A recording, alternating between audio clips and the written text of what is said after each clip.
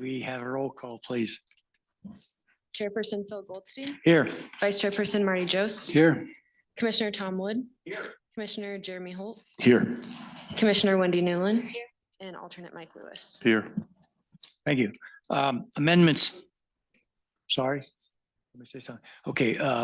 Amendments to the agenda. I'm gonna take this opportunity now at the early part to mention we've had a search going on for to fill our alternate seat. The very good news is we had two excellent candidates from which to choose, and a recommendation is forthcoming to council at their meeting on the 9th, I believe, staff, to select one of those. So I won't go into greater detail, but I would tell you either one would have been an excellent choice. It came down to a little bit more relevant experience on the one that was chosen. And we'll talk more about it when we introduce that person. The disappointing thing, if I could, was that we had so few applications at a time when there's a lot of movement for more representation, more involvement in things. I was reminded when we talked with the staff that I'm thinking about 8 or 9 years ago, I think we had 19 applications, many of which didn't meet minimum qualifications. And we had, needless to say, far fewer than that. So it was disappointing that more people didn't express an interest in getting involved.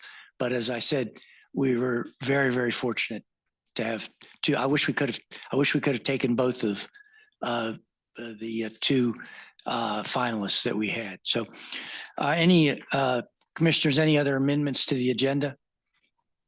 Nope. Hearing on the administrative determination of alternate voting. We have all 5 regular commissioners here. So, right, so we will not have alternate voting. Public comment. This is open public comment. This is an opportunity. Anybody wishes to speak on something that is not on the agenda, and there will be public comment on most of our agenda items other than one, I believe.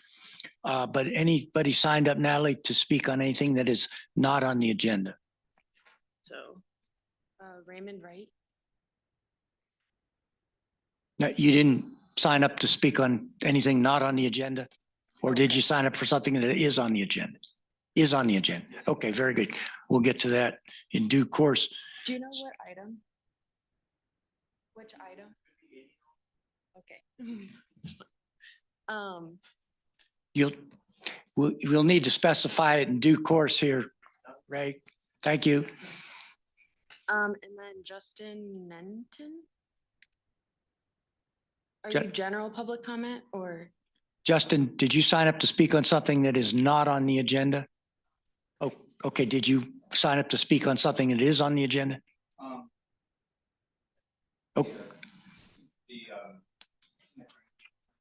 Okay, very good. All right, Natalie, you got anybody else? Okay. With that, we will close the general public comment.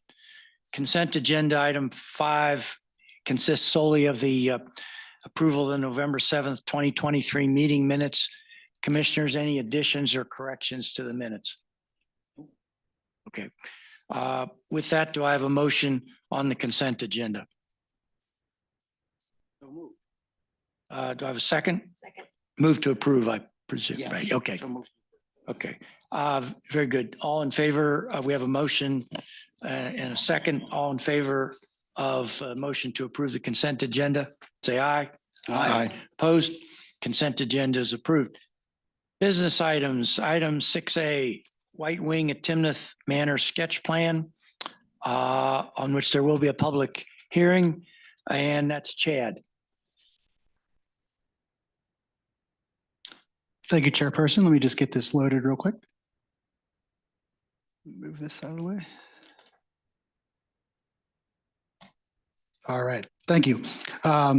Again, item 6A is a sketch plan application for a future land division of the White Wing property. The owner is Timnath Land Holdings LLC, represented tonight by Greg Bamford. And the applicant is EPS Group. The property was annexed to the town in March of this year, at which time that property was rezoned estate residential, adhering to the comprehensive plan for the area. This conceptual document is the first step within the major subdivision process, which is required for land subdivisions creating greater than 6 lots. This document outlines the potential configuration of the development as well as the proposed density. Essentially, this acts as the framework document for the rest of the major subdivision process. A preliminary and final plat review will follow an approved sketch plan. White Wing at Timnath Manor is located north of and adjacent to Bus Grove Road, just west of the Timnath Reservoir entrance road, which you can kind of see here in this location, and then just southwest of the reservoir property itself. And again, the property, as I mentioned, is zoned estate residential. The primary access to the subdivision is proposed from Bus Grove Road at the southeast corner, which, as you can see on the previous document, is very similar to where the existing driveway is located currently. The sketch plan also identifies a potential access point to the west, and in addition, emergency access is being proposed from the east to meet the Poudre Fire Authority's requirement to provide secondary access. The application also includes a possible open space locations, a pocket park likely to be located at the southwest corner of the property, just adjacent to the Lake Canal, and provides a continuation of the Timnath Regional Trail from the south to a location to be determined on the east boundary of the property to eventually connect into the Timnath Reservoir, creating that connection from the south to the reservoir. And again, that is in accordance with the Prost Trails map here in Timnath. The proposed development will provide a minimum of 20% open space and park dedication per section 5.764 of the Timnath Land Use Code. This was a conceptual allotting plan that was submitted with this application. This is just for reference only, as we still will need to go through that future platting and site plan processes for this development. And this may not be the most up-to-date, but this kind of gives you an idea of what the developer is proposing here. The application is proposing 40 estate residential detached lots conforming to the maximum density allowed in that RE zoning district. That density per gross area is 1 dwelling unit per acre. There was a neighborhood meeting requirement for this application. The meeting was held on October 4th at the Timnath Presbyterian Church with the purpose of gathering feedback and any other concerns for surrounding residents on the sketch plan itself. There were 4 individuals present and their questions were included in the observation report in your packet. This application was reviewed against the sketch plan review criteria and the Timnath Land Use Code. We found that it is in conformance with that criteria. Therefore, staff is recommending approval of the White Wing at Timnath Manor sketch plan. With that, I can turn it over to Greg if he has any words he'd like to expand on my presentation. And sorry, Greg, there is a clicker up there as well that you can use if you are going to be using this. And then there's also a turn on the mic there. It looks like a person with. Like There that? you go. Are we on now? Okay. There you go. Good. Thanks. Thank you, Chad. Mr. Chairman, members of the commission, and members of the staff. I'm Greg Bamford. With me tonight is my son, David, and my partner on this project. I think we got acquainted a few months ago when we were working on the annexation and the rezoning. So nothing much has changed that I can think of since that time.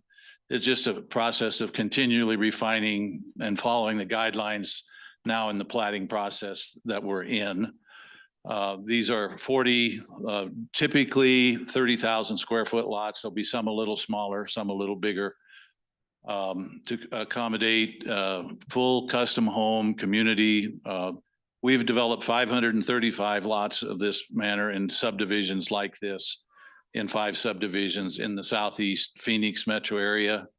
Our roots are here in Northeast Colorado. My family homesteaded in Phillips County, Colorado in the 1880s. I spent the first 40 years of my life there. Went to CSU and so on. So this is not foreign to us. A lot of the people that we're bumping into associated with this project in so many different ways, with the agencies, with the neighbors, with people in our community here are people that I've known for 60 years or more, some of them. So we feel comfortable and we think we are bringing a project that hits right square in the center of what's intended in the general plan for this area of Timnath, namely the estate residential lots at a low, very low density. And what that will bring about is a product that is not available in the marketplace today, namely the roughly 3/4 acre size lots with the ability for secondary buildings, the protection of CC&Rs, and in a gated community that is very complementary, we believe, to Harmony Ranch, Wild Wing, which is a neighbor property to the east of us. And so what we're bringing here, we think fits, and we're putting our brand of the little things we do to create a very distinctive community that will be very diverse in architecture. There will be a lot of view lots. There will be, we stay involved through the review process of landscape and buildings that will go on that lot as the developers for a long time. I think we've adequately addressed anything that might have come up at this point. I won't belabor the presentation anymore. I will show you just to give you a more of an idea of what White Wing is about. We put together a few slides that kind of speak to the quality. If you'll notice in the background in this slide, you'll see large stone monument signage. Those are cast bronze letters on the face of that sign. They're about 15 inches high. We plan to follow this same theme with natural stone and low maintenance, long lasting materials that will be very high quality in the project. This is what we call White Wing at Germain Estates. It's in Gilbert. It's 120 lots on 80 acres. Those lots are a little bit smaller in that project than what we're going to be building here at White Wing at Timnath Manor. Which way do I push this, Chad, to make it? Okay, this one. Okay, there, Chad already showed you that slide earlier where we have two common 1/4 mile boundaries with the reservoir, both on our north and our east side. We are going to be working on straightening the road a little bit. We won't get it perfectly straight, but we're going to improve that little dog leg that exists in Busk Grove Road on our south boundary. So that's our south boundary. Our neighbors to the west, one of the couples attended our neighborhood meeting. They've been very cooperative. We ran a bunch of cattle up there this summer and we watered them out of their hydrant. So we're farmers and ranchers. We know how to get along with our neighbors. Another neighbor is rehabilitating a house that's on a hill right adjacent to us. And that's going to be a very nice property, but they're in complete agreement with the concept that we're working on here. These are just some shots of landscape and existing White Wing homes in our Arizona subdivisions. Landscape is very, very big to us. We give as much attention to that in the architecture review as we do the building itself. Here's some of the architecture. It will have some unique opportunities on this particular project with the views of the Front Range, with the wide elevation differences. We'll have a lot of walkout lower levels. As I mentioned, we're going to have lot sizes where people will be able to build secondary buildings, and we govern those, and the architecture detail is covered on those buildings as well as the main residence. Again, there's another shot of the front entry of the Germain Estates subdivision. That, by the way, that's basalt rock that we mined. We're not going to be bringing that here, but we mined that in central Washington, Moses Lake, Washington, and hauled that to a mill and cut those sizes and made those rough faces so that we could mount our bronze letters. What else? I think that's it, isn't it, Chad? Anyway, we'll just give you a taste of the quality that's going to come with this. If you have questions, I'll be more than happy to answer. We don't really need to take up much more time. Okay, Greg, here's what typically, we're going to open it up for public comment. Natalie, has anybody signed up for public comment on this? Okay. I'm going to formally open. available. I'm going to Call me formally, back up. yeah, and if you and or David would, if I don't think we're going to have any public comment, but we'll bring you back up when we bring it up here to the commissioners for a couple questions. So Natalie, we do not have anybody. So, okay, we're opening the public comment and nobody signed up. Last call on this one. Is anybody interested in speaking on this that did not sign up? No. Okay, so we will close the public comment and we will in fact bring it up here to the commissioners for questions. So Greg, if you want to come back up and we'll see what questions we have for you. I've got a few, but let's see what everybody else has to say first. Who, Tom? It looks like an impressive development. I don't have any questions. Okay. Mike? No. Jeremy? No. Wendy? Yeah, just one quick one. It looks lovely, but I don't know if it's our part or maybe Bamford, but it did mention that you had the public meeting on October 4th and the attendee list was attached, but I don't. I'm sorry, I can't hear your question. That we don't have the attendee list of the people that were at the It's meeting. very short, I'll tell you that. I Okay. apologize, Wendy. I did not actually attach that second document to that. I can get that over to you. It was two couples that had a property adjacent to this here to the west. Okay, good. That's a sharp eye. Catch that. Thank you. Any other questions? Marty? Yes. So on this, it says there's 40 lots and this is just over 40 acres and the RE is one dwelling unit per acre. I would imagine that's just how dwelling unit per acre is calculated, that it doesn't count the open space. Correct. It's calculated by the gross acreage. And so it's the entire property currently. And if there's 40 acres, it'd be one per that 40. And then the open space would have to be 20% of that gross as well. So there would be a minimum of 8 acres of open space required for this development. Okay. And then the other thing, I was just wondering, what's the topography of this? Because it's kind of a bowl right now. Well, It's probably going to be at least 30. There feet are fill. parts of it that do drop into kind of a bowl. We will be moving a lot of dirt on this property. There's a natural drainage that runs north to south that we're going to be protecting and creating in our drainage plan. Mhm. And there will be lots that the backyards will back down into that drainage area. Mhm. But yes, of course, the street slopes and so on are all according to engineering standards. But yeah, it's a pretty rough piece of ground right now. Okay. And then I didn't see any variances in here, but looking through the details, it looks like there's probably a few, right? So the setback says 10-foot/20 foot for the setback for the side entry garage is 10/20 and isn't for RE, isn't it supposed to be 30? Yeah, we'll have to look into that. The actual design of what the proposed lots will look like as far as against the RE. Yeah, I have to review that document again to see what these setbacks the developer has proposed for that. But at this time, no waivers have been requested for this. That would be most likely a waiver PD overlay if there were to be dimensional standard changes to meet a unique setting or development for this area. Okay, so So we'll have that discussion. If there are design standards that may not meet the initial requirement, then we'll Mhm. go down the path if not, or continue down and make sure everything's 30. so by Okay, so if what you were talking about was a garage or accessory, yeah, that would not meet that same setback requirements in that RE standard. So okay. I believe what would be proposed should meet all the setback requirements in that zone at this time, but we'll further evaluate to make sure that that is the So by case. default, we're not approving any of these, even though that's included in the details. Correct. Okay. Can I just try and clarify what are you asking what the garage setback is? Well, in the document, it says where is it?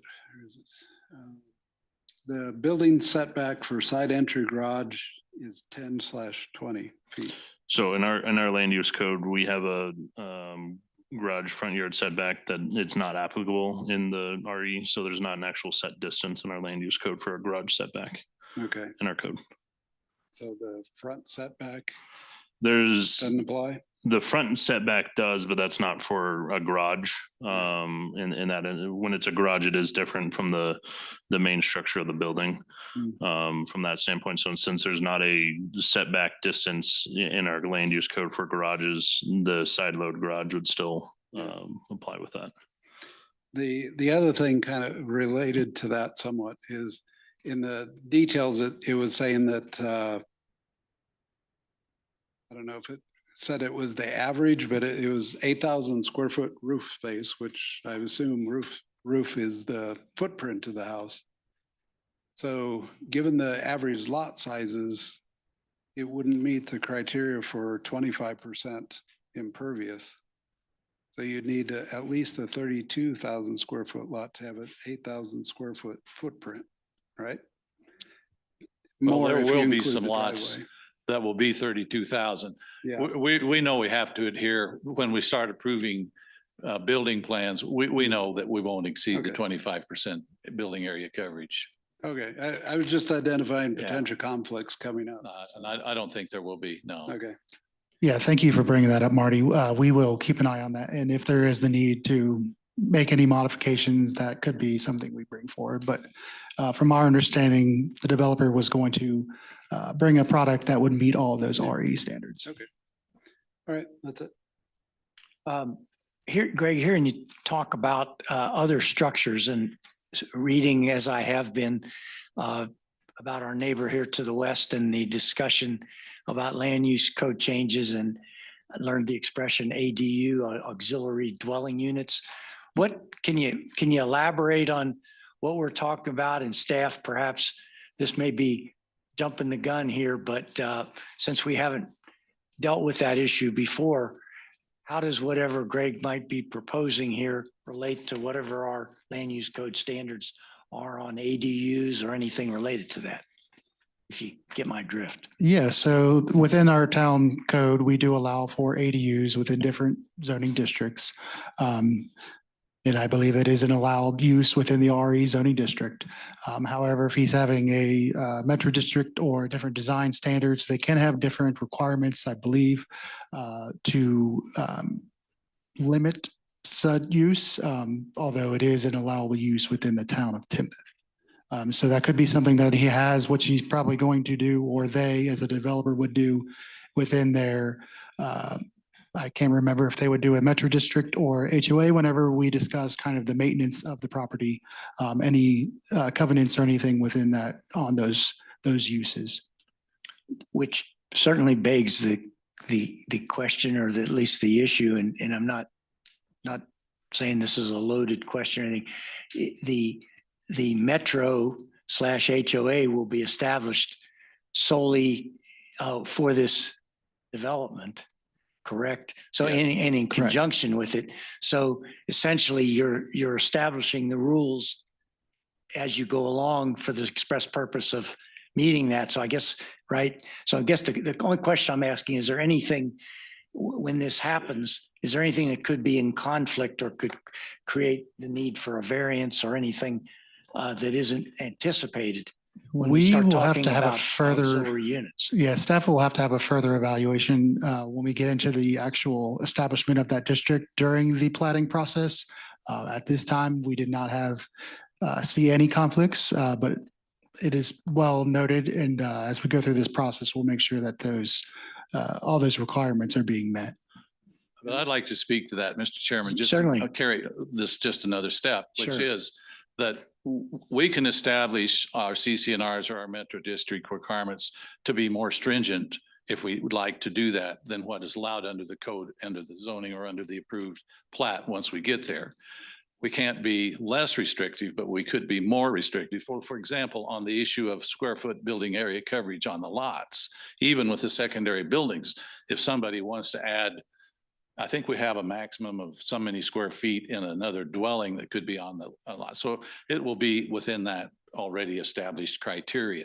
And if someone wants to put extra buildings for detached garages or home office or whatever they might want to do, it's not going to violate that 25% building area coverage, for example.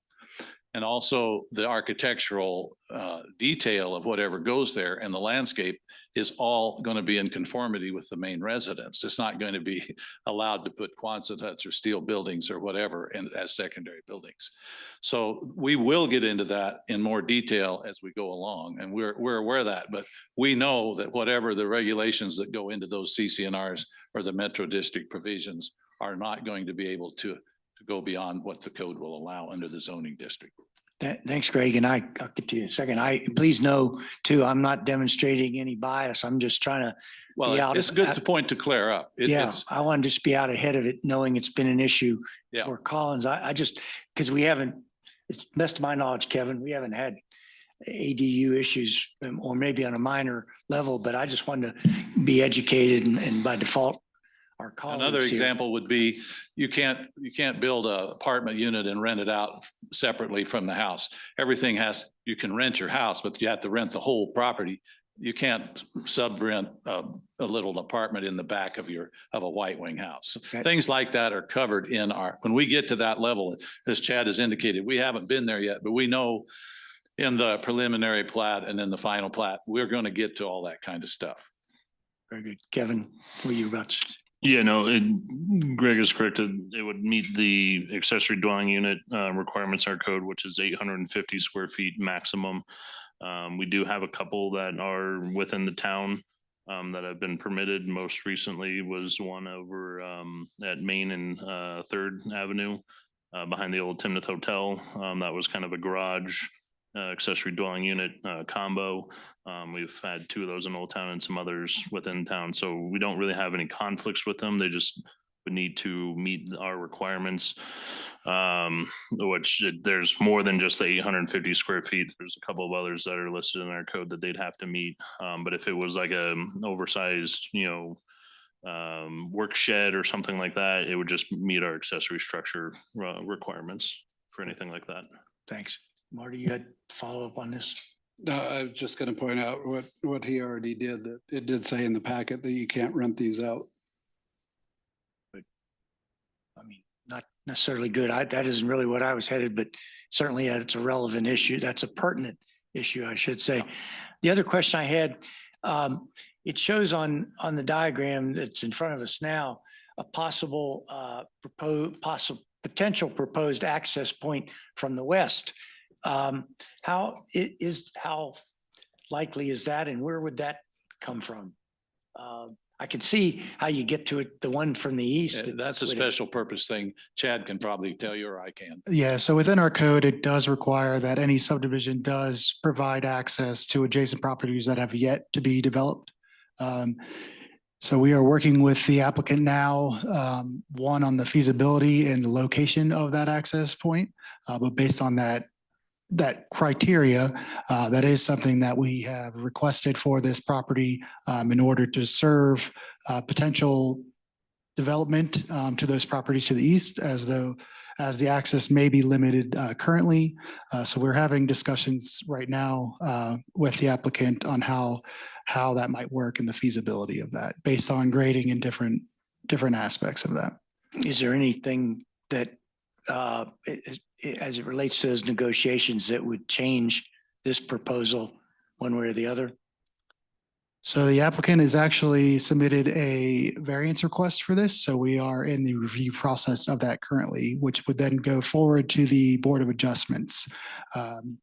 We have not finished our review or provided our initial feedback on that proposal. So we're still reviewing that currently. However, the code right now, as it states, does need to provide that access to this development or to this properties to the west. I'd like to clarify a couple points related to that, if I might. Yes, sir. Mr. Chairman. First of all, we met today with that property owner and they don't want access through White Wing. So we'll probably be formalizing that to go along with the variance request that we've made. But secondly, what you see on our little sketch plan now is to provide emergency vehicle access to that property adjacent, because Lake Canal has limitations on being able to get emergency equipment across it. It cannot handle 80,000-pound vehicles. So they've had an informal agreement in the past between the property owner adjacent to White Wing and the owner that we bought the property from, that would allow them to bring equipment from essentially where we show the entryway in the southeast corner. They could come in across this pasture and access and not have to cross Lake Canal if they needed to get a big fire truck, for example, over there. We're honoring that. We voluntarily offered that at the very early part of our discussions on this project, to create a means to continue. They will use the streets in White Wing, and they'll use an easement across a lot to be able to access over there for emergency purposes.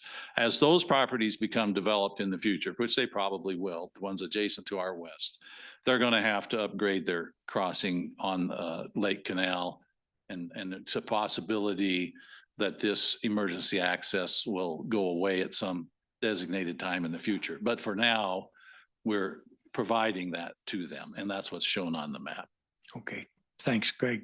Anything else, staff, that relates to that particular issue? Any concerns, or, as I said, anything when this that could come up that would impact this? It will come up in the variance request. Okay. Yeah.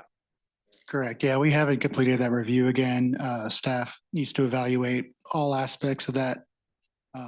This just came about from the actual code requirement to ensure that access, this would be full access is a requirement, not just emergency to these adjacent properties. But we're reviewing that, and that is not something that would necessarily impact the approval of a sketch plan.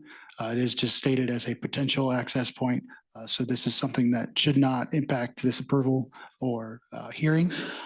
But we are going through that review process right now, and we will have a recommendation to the Board of Adjustment once that gets to that point. The council serves as the Board of Adjustment. That is correct.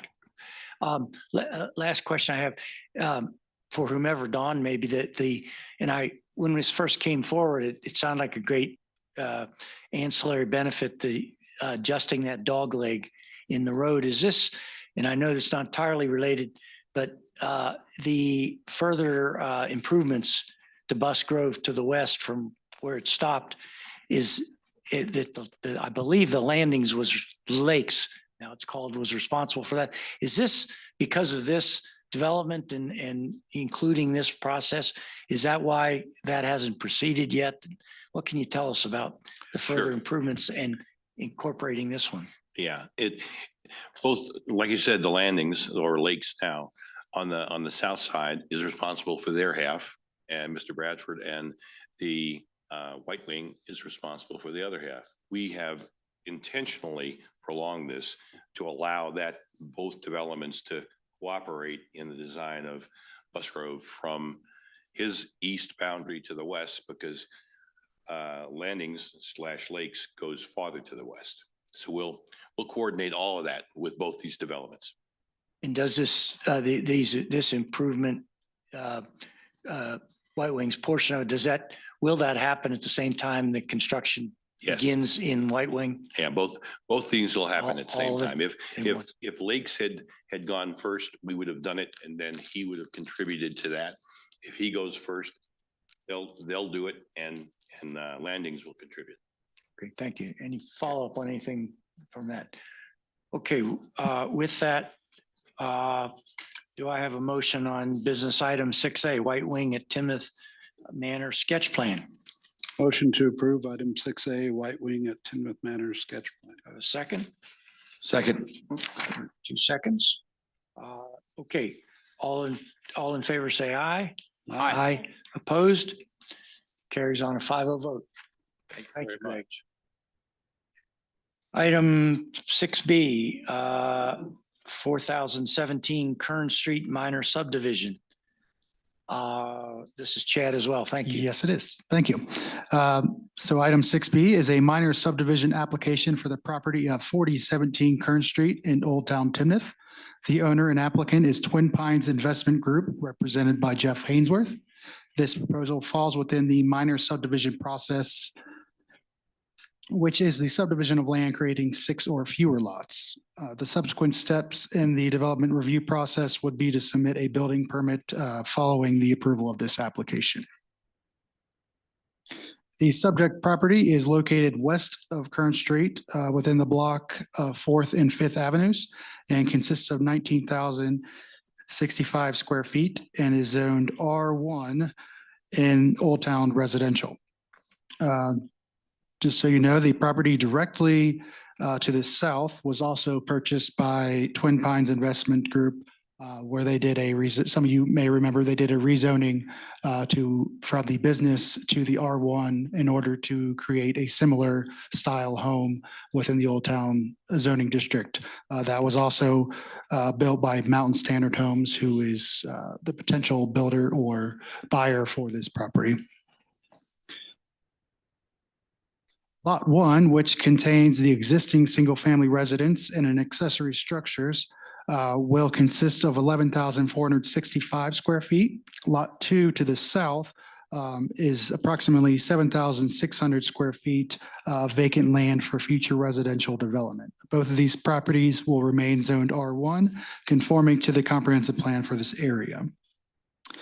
The proposed lots will continue to adhere to the setback requirements for the Old Town zoning district. A neighborhood meeting was properly noticed and held on November 20th to share the application and gather any feedback on the minor subdivision. There were no residents that attended that meeting. Therefore, there was not a report included in your packet. This application was reviewed against the minor subdivision criteria, the Timnath Land Use Code, Comprehensive Plan, and Technical Criteria Manual, and has been found to be in conformance with the aforementioned criteria. Staff is recommending approval of the 4017 Kern Street minor subdivision. And Jeff Hainsworth is in attendance if he would like to add to that. Good evening, everyone. Thank you, Chad. Not much to add, quite honestly, much more simplified than what we just witnessed with White Wing. My name is Jeff Hainsworth. I am the owner of Twin Pines Investment Group and Mountain Standard Homes. I have been here before, as Chad mentioned, on the southernmost property there at 4021, where we did do a nice Old Town development. In fact, I have been probably one of the only builders in the Old Town area. I've done approximately 4 to 5. I live on Main Street, 3733 Main Street. So I'm an Old Town resident. So the goal is here is just to create an identical lot size as the 4021, which is the subject property just south, with a similar representative type building or home that's there too. And we do have the ADU. So I was the ADU candidate prior to that. That's essentially it. I'm so open for any questions. Okay, comments. first of all, anybody signed up for public comment on this? Ray? Did you sign up? Okay, we've identified the issue, the item, or the first item.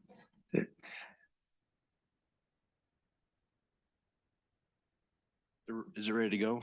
Yeah, don't forget your name and address, even though Okay. we know where you Raymond Wright, live. 5250 4th Avenue, just due east of this proposed housing and development.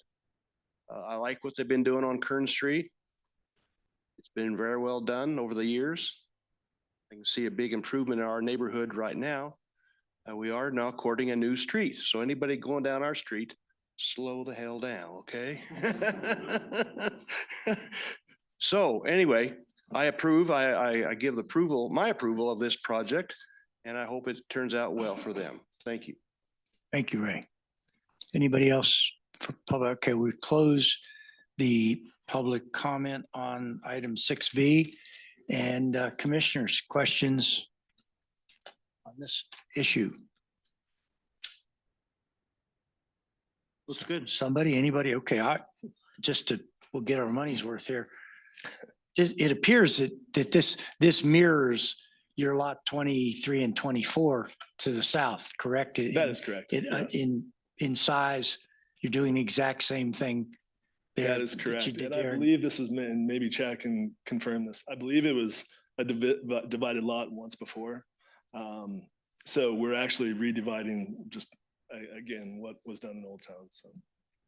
I can't remember. I remember the vaguely what we did, but this is essentially mirroring that process in function and in form as it appears here by Yes, the number of that is square feet. correct for the property to the south. It is a mirror size to that.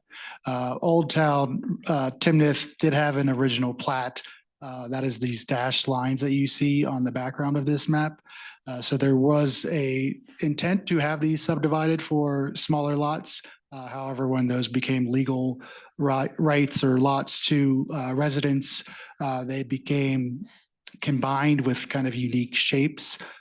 So that's kind of where this actual property, I think, had portions of a lot in its legal description, and then the full lot one, I believe, was the existing lot. So it is kind of a unique situation there in Old Town, but this is creating that lot that would match those standards to the lot to the south. So although it was initially subdivided in multiple, it was only, I believe, from its existence, this one existing lot. Very good. Anybody else?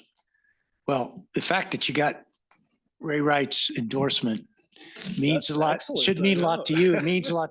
Ray, for anybody who doesn't know, Ray preceded us in this job twice or thrice removed. I don't know how long ago it was, but anyway, when you've got his endorsement, in all seriousness, that speaks well Well, to I what you're certainly doing. appreciate the support. So thank you, Ray. Commissioners, with that, do I have a motion on business item 6B, 4017 Kern Street minor subdivision? Motion to approve item 6B 4017 Kern Street minor subdivision. Second? Second. We have a motion to approve and a second. All in favor, say aye. Aye. Opposed? Congratulations. Thank you very much. Item 6C, Mick Morris Plan Development Overlay Amendment, on which we will also have a public hearing. Chad, you again. Yes, if it's all right with everyone, items 6C and D are connected. So if I could present those together, I think that Please. would help. All right, so like I said, both items 6C and 6C are development applications for the McMorris property, which is located south of and adjacent to Busgrove Road. It's consisting of 46.7 acres and is zoned RE estate residential in the official Timnath zoning map. A sketch plan for this property was approved in August, and the owners are SC Land Estates LLC, Timnath Estates LLC, Harmony LLC, and Postmodern Development. Some of you may remember this was kind of a combination of multiple properties. That's where that's coming from. The applicant is JR Engineering, represented by Ken Merritt. So item 6C is the PD overlay, which is the process to request changing the dimensional standards for a zoning district for a unique development otherwise not achievable. The planned development overlay, this is the subject properties again. As you notice, there's multiple properties within those, creating those different land odors. So this is the application to make modifications to dimensional standards of the land use code for 27 estate residential lots, making up the McMorris subdivision.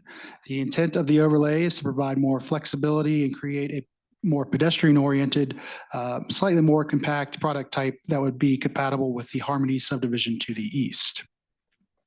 So as we see on this map here, their eastern boundary does abut the Harmony golf course and Harmony subdivision. The changes to the PD overlay are for the entire property zoned RE. The following changes would be applicable for the entire property. They're decreasing or requesting to decrease the front yard setback from 30 to 25, decreasing the side yard setback from 20 to 7 feet, increasing the rear yard setbacks from 20 feet to 25, decreasing the minimum lot width from 140 to 100 feet, and increasing the allowable maximum impervious lot coverage from 25% to 50%. In addition, the proposal is requesting to reduce the minimum lot area for 3 lots, that's lots 25, 26, and 27, to 0.45 acres from the required 0.5 in the RE district. So these 3 lots, as you'll see in the plat, are just slightly smaller, which would require this amendment to this land use code. These requests have been reviewed by referral agencies impacted by the development, and their comments have all been addressed. This has been reviewed against the land use code for compliance. Next, we will go to the preliminary plat proposal for the McMorris subdivision, which is item 6D. The preliminary plat proposes to provide, as I mentioned, 27 single-family detached lots for a gross density of 0.48 dwelling units per acre, which is complying with that estate residential RE. The minimum lot size shown on the preliminary plat is 20,718 square feet, and the max lot size shown as 160,615 square feet. That would be where the existing barn and home is currently on the property. That would have an average lot size of approximately 33,880 square feet. This plan includes a 0.85 acre pocket park and roughly 22 acres, which is 47% of the gross property for functional open space, exceeding that requirement of 20% for the estate residential development, and adhering to the open space requirements outlined in section 5764. The plat also provides a regional trail in accordance with the town's proposed framework map, providing greater connections to the Timnath Reservoir. This actually will connect directly to what is being proposed for the White Wing development, creating that access from basically from Harmony Road through Timnath Lakes up through this property to the reservoir, creating that north-south connection. The proposed plat is in conformance with the McMorris Plan Development Overlay that was discussed in item 6C. There was a neighborhood meeting requirement for this application, which they provided information on both the PD overlay and the preliminary plat. This meeting was held on November 1st at the Harmony Club, and there were approximately 7 individuals present, and their comments along with their responses, or the applicant's responses, are included in that observation report in your packet. Both applications were reviewed against the Timnath Land Use Code criteria and approved McMorris sketch plan. The proposed plat is meeting the preliminary requirements of the Timnath Transportation Master Plan, Technical Criteria Manual, and Master Drainage Plan, all of which will be reviewed in full during the final plat following the preliminary. Therefore, staff moves to recommend approval of items 6C and 6D for the McMorris property. And I will turn it over to Ken for his presentation. Good evening and happy holidays, everyone. My name is Ken Merritt with JR Planners, Engineers, and Landscape Architects, representing the applicants this evening, SC Land, Timnath Land, Harmony LLC, and Postmodern. You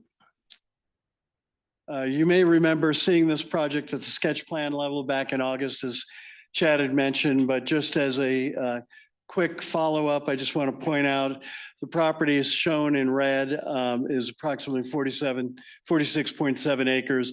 It lies directly west of the Harmony subdivision, about 1.5 miles east of I-25 and 1 mile from County Road 5 and south of Bus Grove. And since you reviewed the sketch plan this evening for the White Wing development located north of us, we share kind of a common north-south boundary line opposite along Bus Grove. Want to just kind of point out the surrounding properties. As you well know, Harmony subdivision is is fairly well developed to date. It's approximately 600 acres. It's zoned RE directly adjacent to our RE zoned property. The McMorris property is all zoned RE currently. To the south and to the west of us is the Timnath Lakes development. And that is zoned R2. Directly west of our property is a small property that lies to our western boundary and to the east of the Lake Canal, which bifurcates the McMorris property, and that is zoned RR2 currently in the county. And the land directly north of us, north of Buss Grove, is Timnath Reservoir. And it is currently in the county, likely will remain in the county forever. And it is zoned RR2, and the property directly to our northwest, the White Wing development, is zoned RE, and you just approved the sketch plan for that property tonight as a reminder. So it's probably advantageous this is kind of a unique property in that it's an assemblage of properties of various owners. Property to the north is the old Timnath Estates, which actually was zoned to the town of Timnath, RE, and was subdivided into 3 large estate residential lots. There's already an access cul-de-sac off of Buss Grove to this development that everyone might be familiar with. The property, the lion's share of the property is the McMorris property, approximately 34 acres of property, and that land lies directly east of or directly abuts the western boundary of the Harmony subdivision. Property shown in red is a lot 206, block 10 of the Harmony second subdivision owned by Postmodern, and it will be brought into this development. And then there's a small outlot of a recently approved minor subdivision for the Harmony development, which creates approximately a 13,000 square foot parcel of land, all of which come together to form the McMorris subdivision of approximately 46.7 acres. Talk a little bit about the development specifics itself. Last time we showed you a bubble diagram of where the land areas would be and where the residential lots might in fact be subdivided and what the open space. Nothing much has changed from that approved sketch plan. However, that approved sketch plan did approve a subdivision of up to 28 lots, and actually we only have 27 in the final preliminary plat. The access to the development will be taken at 2 locations along Buss Grove. The westerly location of access off of Buss Grove will actually be where the current cul-de-sac, private cul-de-sac occurs. And then to the east, to the far east, northeast corner of our development, thank you, Chad, is our secondary point of access off of Buss Grove. We will be making some slight improvements to Buss Grove, some of which involve restriping in order to properly allow for a westbound left-hand turn lane into the development at our easterly location. A little bit of widening to the north within the current public right-of-way, and then we'll be expanding Buss Grove a little bit on the south side, just west of our westerly entrance to the far western boundary of our property. There's some slight Buss Grove improvements that will integrate into what White Wing will eventually do and what's planned to happen with the Lakes development further to the west. It's probably important to point out that the Lake Canal is actually not part of this property. It actually is a separate outlot and is not part of the property. But in your packets this evening, you'll notice that we do have a letter approving, at least at a preliminary level, the concept of crossing the ditch or a westerly road that we're currently calling Acres Circle, where we access off of Buss Grove. That'll extend south, cross the Lake Canal, and then it'll curve kind of in a easterly and northerly direction, and will end up exiting out at Buss Grove to the far east. There are no connections to either the east or west. The golf course to the east, there is no roadway connection to the east, and there's no roadway connection to the west. The concept land use plan for Timnath Lakes actually has a cul-de-sac along our western boundary, and we've worked out an agreement with the developers of Timnath Lakes to participate in a pedestrian regional trail easement that we'll talk about in a moment, that extends along our western boundary of the property. There are two detention ponds, one up in the northwest corner of the property that will drain the lion's share of that parcel of property that lies north of Lake Canal. And there is another detention pond on the southeast corner that will take storm flows and storm drainage from the larger portion of property that lies south of Lake Canal. And that water will be discharged into the Timnath Reservoir Canal. We have some direction from Timnath Reservoir with regards to how that discharge should occur. We'll also be extending sanitary sewer in Acres Circle, which I believe is proposed to be connected. The White Wing development is proposing connecting to that sanitary sewer, but that sanitary sewer will run through Acres Circle and will actually extend to our eastern boundary, cross onto the Harmony property, and will run south until it ties in to an existing manhole within the Harmony development.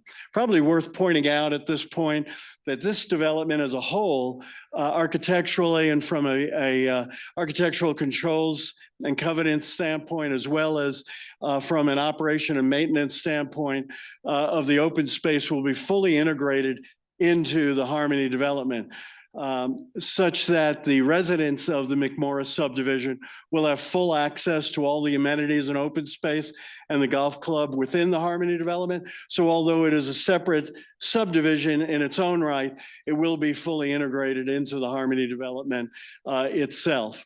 Probably worth pointing out as well is that there is no direct trail access to the Harmony development because it is the golf course, and we don't want pedestrians accessing the golf course because of the dangers of errant golf balls and the like. But there is a complete pedestrian walkway system, some of which already exist along the south side of Bus Grove. That'll be extended to our far eastern boundary and connect to the walkway that currently exists along the north side of the Harmony development, and will extend fully to the western boundary. I did mention that there's a large portion of the town of Timnath regional pedestrian and bike trail that'll be established with this development. It'll connect on our southeast corner to a proposed regional trail connection from Harmony Road that'll be extended all the way to the north, runs to the northwest of the development, and then turns due north. And this is where we will actually, in your packages, we have an agreement with the adjacent property owners to participate in the acquisition of a pedestrian access easement that will allow for the development of a 10-foot wide trail on their property, as well as 10 foot on our property. It's a 20-foot wide easement. And that will extend all the way to the north and discharge out onto Bus Grove, where we're proposing a pedestrian actuated crossing signal be installed so that pedestrians can, at some point in the future, can cross safely, cross Bus Grove, tie on to the walk in the White Wing development, and gain access to the Timnath Reservoir development. As you can see, Acres Circle is a publicly dedicated right-of-way. It's approximately 60 feet in width. It has curb and gutter and asphalt roads, an 8-foot tree lawn, 5-foot detached walks, and we're providing street tree planting along Acres Circle with trees planted at approximately 40 feet on center. There is a small private drive. You'll see just south of the westerly entrance, there's a private drive that terminates in a turnaround cul-de-sac that provides access to those 3 lots on the northeast side of Acre Circle and north of Lake Canal. Probably one item I didn't point out is we will have a pedestrian connection from the regional trail through what's called Track D to Acre Circle so that residents within the development can access easily the regional trail system. We'll also provide a trail connection to the southwest along that large open space area so that the future Timnath Lakes development can gain access to the trail system, which is on the McMorris development. You'll notice a large open space buffer between this development and the Timnath Lakes development. There's approximately 200 feet to 300 feet in width. Just quickly to go over some of the metrics of the property, we already discussed it being 46.7 acres. It's about approximately 4 acres of right-of-way being dedicated and about 21 acres in actual lot area, residential lot area, and 22 acres of open space. And that number is correct. There is 47% open space in this development, which greatly exceeds the minimum requirement. The 3 lots you see along the west with a red star, I want to point out, we'll talk about the PD overlay in a moment. Those 3 lots fall about 1,000 square feet short of the half-acre requirement. We're requesting as part of the PD overlay that those lots be allowed to be a minimum of 0.45 acres in size.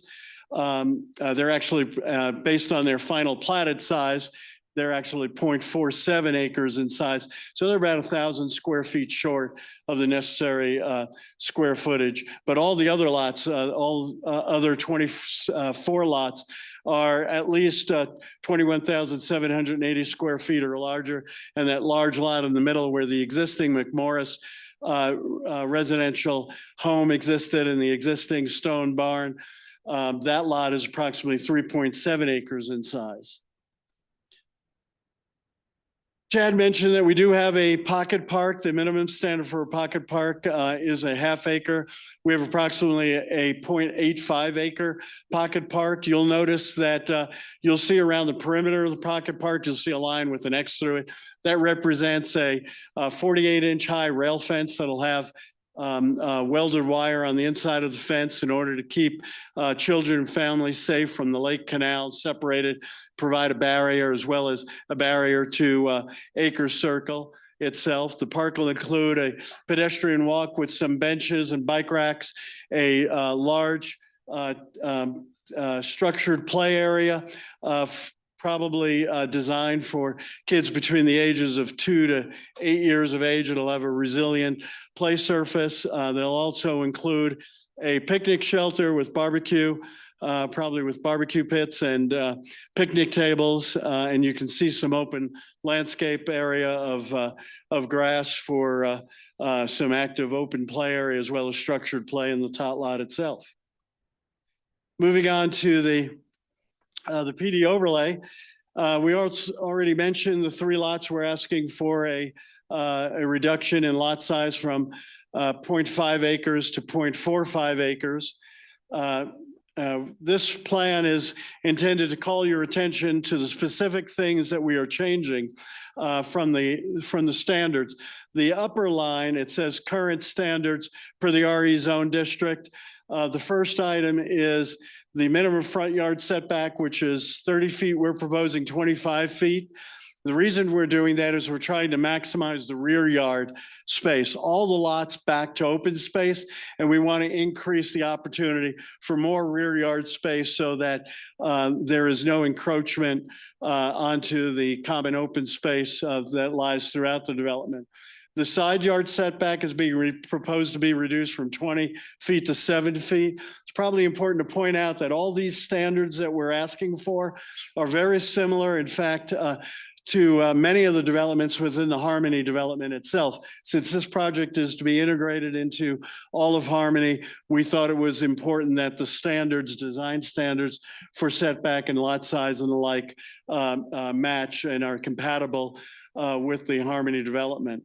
The minimum rear yard setback, as I mentioned, is 20 feet, but we're increasing that to 25 feet.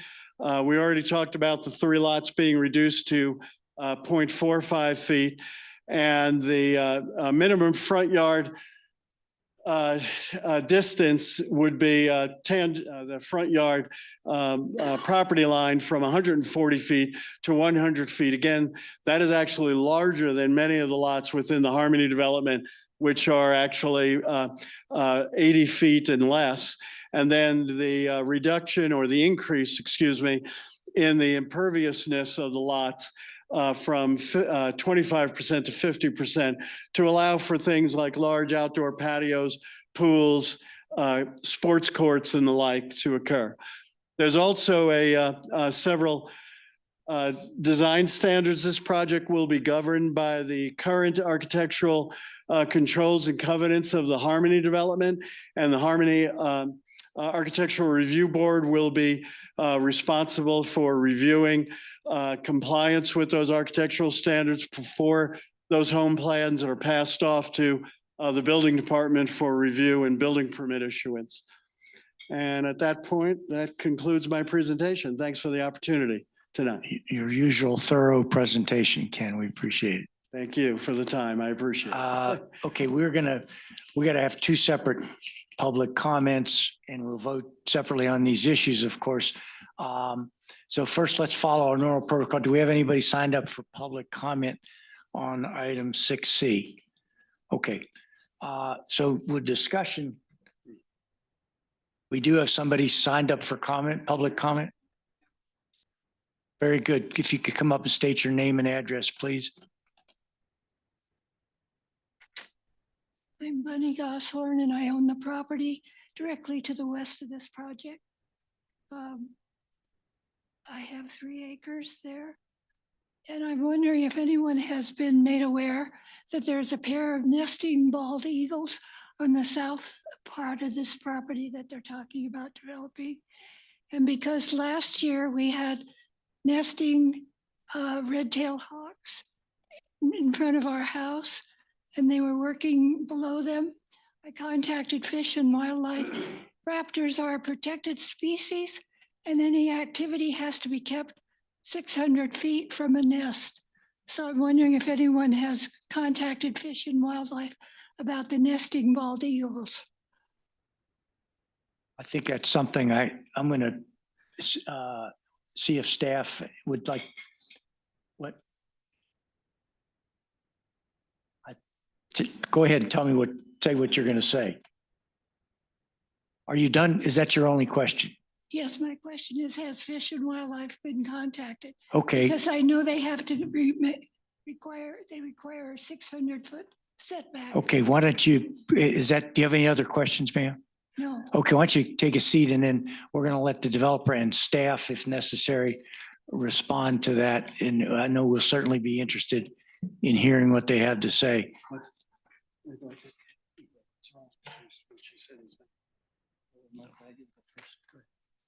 Wait, one more question. Do we have anybody else signed up?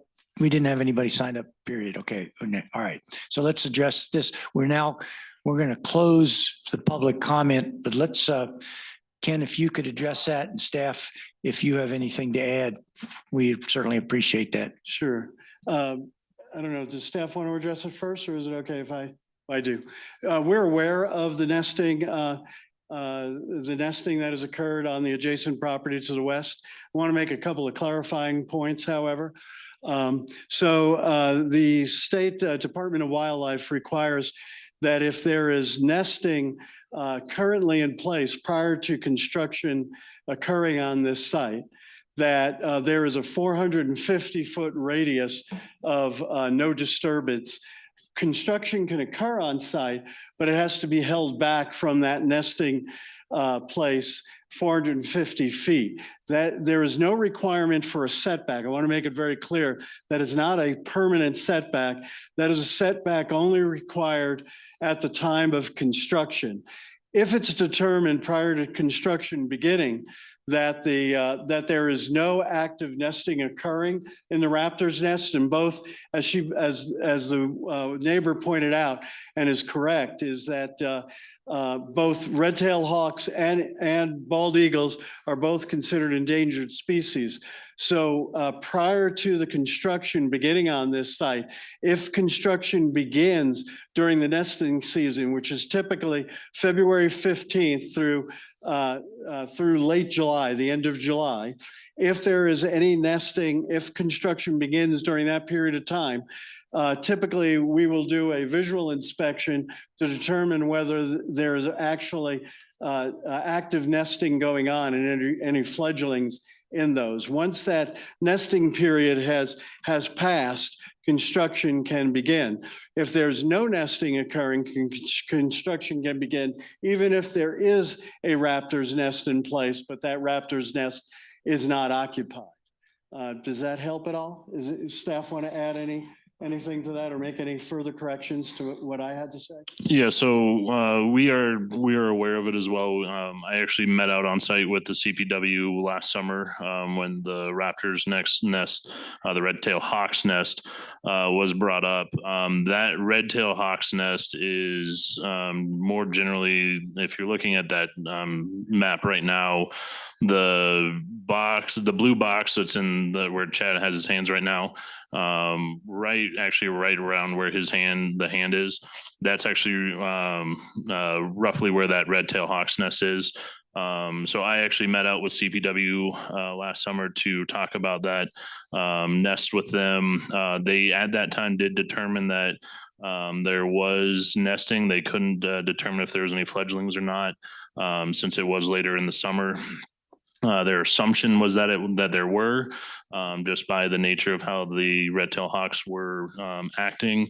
But yeah, there are procedures put in place for construction activity during their next nesting season that the CPW has in place, and it is also determined if they are still using that nest continuously or not. It could just be a one-off year. Or they, can continue to use it, but those will be determined when it comes in. It actually is not on this property; it is on the adjacent property that the nest is at.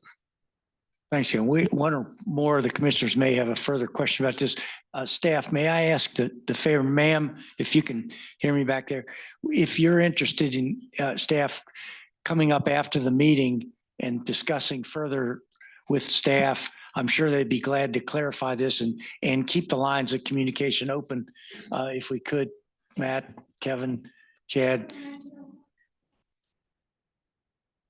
Yeah, why don't you come up, if you don't mind waiting, come up after the meeting and just receive an assurance from staff how to keep the lines of communication open on this, if you would, please.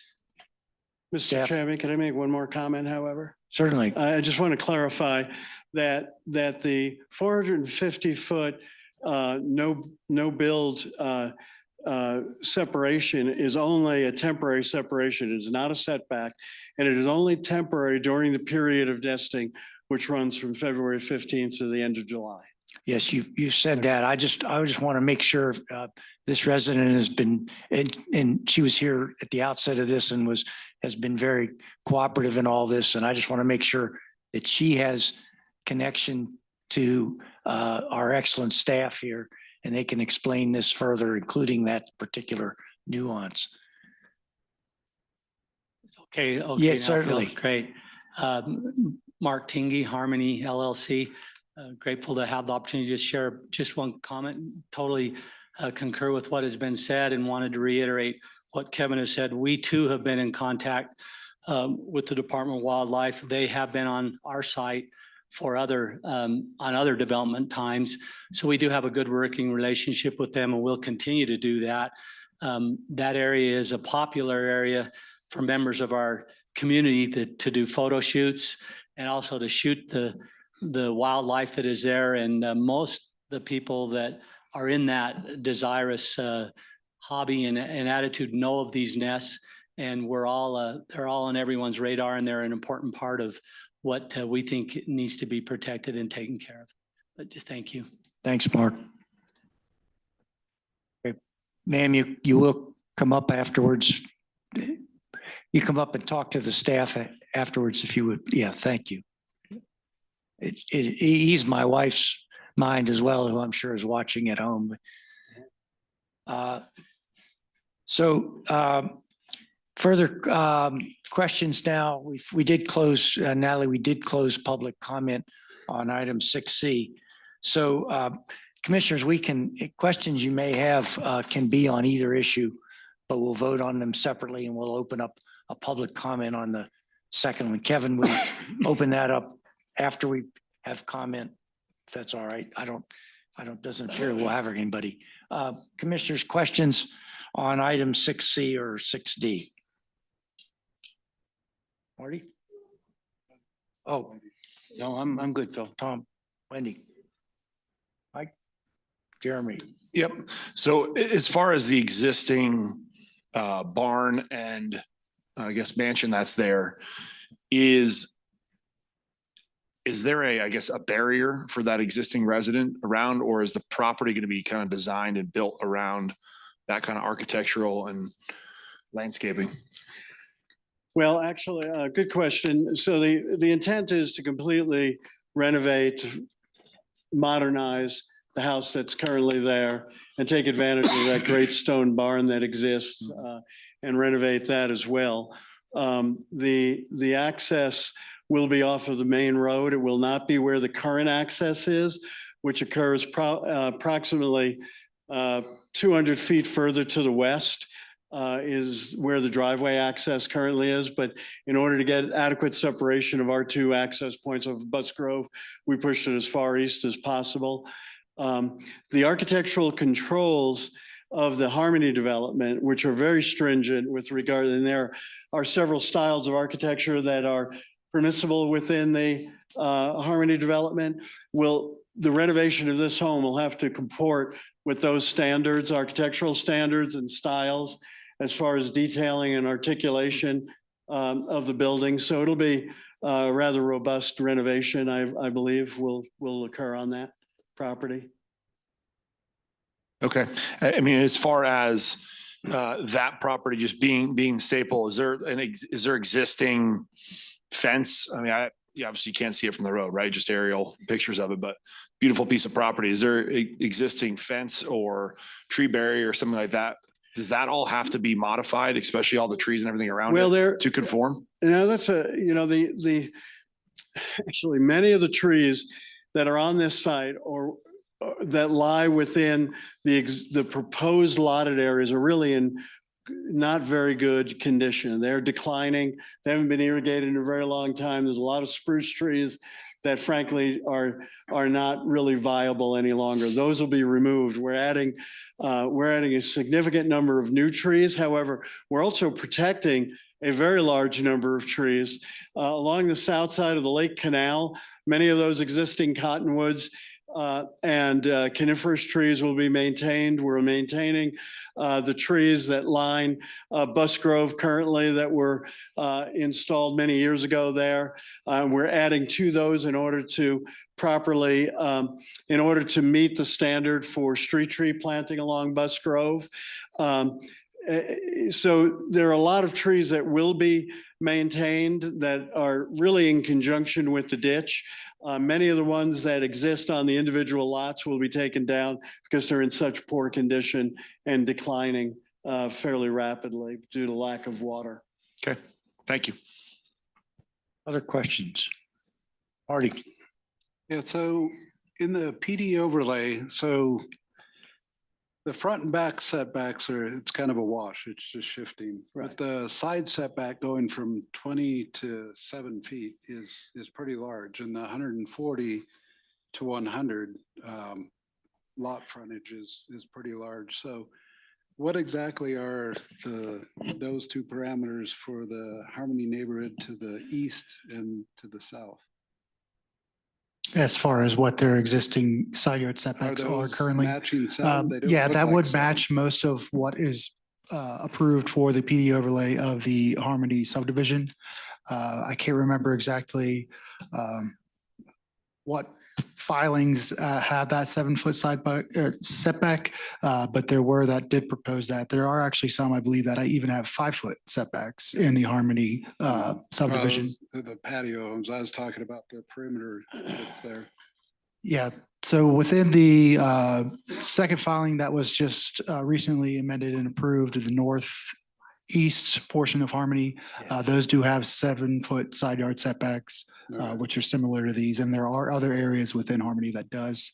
I apologize, I just don't know exactly off the top of my head where. But they match. They do match. Okay. And so we do feel that staff reviewed this and does feel that it wouldn't create a negative impact on the surrounding properties. It would actually create a cohesion with Harmony and actually transition into the R2 standards to the west, which is 7-foot setbacks as well within the code currently. Yeah. So that we believed that that would transition and meet the adjacent properties to create those shorter side yards. And also having the additional open space within this development, staff was comfortable with taking it down to 7.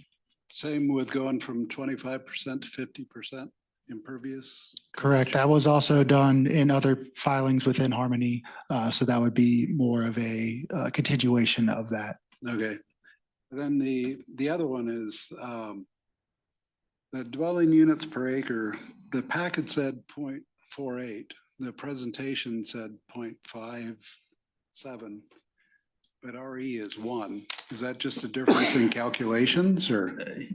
Yeah, I apologize. That may have been a calculation that I had an error in the presentation, but yes, anything under that 1 per acre, anything under 47 or 46 dwelling units within this property would meet that standard. Okay. So I believe it is I'd have to look, 27 out of 47, so. Okay, so it's the 0.578, so I apologize. There was an error in the packet there. So that's another variance then? No, so that's meeting that. It is under the 1 per dwelling unit. So anything 1 point anything or exceeding that would have to get a waiver. Okay. Way to read that packet. I'm amazed the details that you managed to glean. I have to earn my candy. Yes, you did. Yes, you did. There's one other thing, not a question, just kind of throwing it back up here, that given the importance of, you addressed the hawk nest, but, where's the eagle nest? That would actually be more of a CPW. So CPW actually actively monitors and keeps track of bald eagle nests. That actually is not an active bald eagle nest for them that they have record of. There's actually only a couple kind of up in this general area, and they're more on the southern side of town that they know is a active nest. So they, at this point, they've known that as just a red-tailed hawk nest, not necessarily an active bald eagle's nest. Bald eagles could use it from time to time, but being an active nest for them, that's not one of the ones that CPW has on record. Have they looked at the hunting perches? So if anything, it would be a hunting perch. So when I met with CPW out on site, because this actually came up when the Timnath Landings, now Lake Development, was actually doing a ditch connection for that, a lateral off of Lake Canal. That's when this all came up because there was construction during that time when I met out there. CPW, they had a little concern about that construction activity, but since it had been going on for a couple of months before this was found to be known. Typically, they said, like, from a red-tailed hawk's aspect, they would use it still for hunting perch, even if they were impacted by some construction activity, which it didn't appear that they were. But for a bald eagle, they don't really keep record of any hunting perches, just because it's, they can utilize different trees, different areas. They pretty much only keep track of established nests for them, not necessarily where they might end up for hunting at certain times of the year or certain locations. Okay. I guess the reason I'm asking all this is, the price of getting this wrong is pretty high, right? And we don't exactly have a great track record, I don't think, of preserving nesting grounds. So this like I'd also mentioned, that nest is off this property. Mhm. And I don't believe any of these lots would actually be within that buffer range. It would, the only thing that might get to that would be their detention pond in that northwest corner. From that standpoint, yeah, when I had met out there with CPW, it was, there was, some concern just to make sure that nothing really, there was no immediate impact around the tree that the nest was in. They understand that development occurs, and they actually on site, they had mentioned that red-tailed hawks are actually really adaptable to development coming in and occurring. Yeah. The bald eagle would be new, but like I mentioned, they don't have this area as a on record monitoring nest for bald eagle. And so is this something that you'll keep in contact with them, or do we need to put a condition on it? No, so that they stay CPW gets involved? all of our referrals. So whenever we get a new application in, CPW is one of our referral agencies that gets an initial application. We very rarely hear back from them from things, just because there's, like I said, a lot of times that, when you get into like bald eagle's nest, that's when they, make that vicinity change. And make note of it for comments, some things like that. So they do keep getting those from us. We can continue to have a conversation. There will be most likely conversation with them when construction does occur kind of in that northeast corner from that standpoint. But it is, it's one of the things like we can continue to keep them in the loop and make sure that there's no disturbance to it. Yeah, because I'd like them to see it different times of the year, because no disrespect to CPW, but they're the ones that said the rookery out in Wild Wing was inactive when it's got 100 birds sitting in it. Kevin, can Planning Commission have access to the communications with CDW? I mean, they get like I mentioned, they very rarely respond back to anything that we have referral wise. Any thoughts? Well, I mean, if you're going to keep in contact with them, that's good. That's all a condition would do anyway. Okay. There really CPW wouldn't really necessarily be a condition of approval on something like this. Okay, we can certainly raise all of us can certainly raise this again when we come back for the subsequent stages of this development. Mark, you have something to add, I assume? Yes, just Marty, want to certainly appreciate your comments, and for the rest of the commission. I think from the past, we've demonstrated in Harmony that we're wise stewards with the trees as much as we possibly can. They're an important part of our development. The last phase we did in the upper northeast corner of Harmony, we planted over 400 trees in that small filing. Where we take the responsibility of the beauty of that land, and for the wildlife that we have, the fox, different animals that would have occurred on Harmony still do occur. You can play golf and experience a red-tailed hawk out on the course cleaning up after its meal. And we're very aware of these and would work closely with staff as far as being mindful of those. They're certainly a high priority to us and will continue to be so. Thank you. I might just add one other comment, and that is we were aware of the raptor nest that was off-site. And just to sort of punctuate what Kevin had mentioned, I plotted a 450-foot no disturbance area during the nesting season to see where that actually tracked on our property. And although it doesn't show up on this plan, it barely skirts the western edge of what you see as the detention pond. So you see the regional walkway that's on the west of that detention pond. It just skirts the western edge of that detention pond as measured from where the nest actually lies. So it's well off our site, and even the no disturbance zone during nesting season is actually a fairly small area and doesn't conflict with any of the heavy roadway development and lot development that would occur. I will point out too, home building is not subject to those same periods of of no disturbance, just site construction. Any other questions, comments, commissioners? I have one. Yes, Wendy. Chad, can you just show us on the map where those nests are? Yes, so I believe, as Kevin mentioned, it should be in this area here.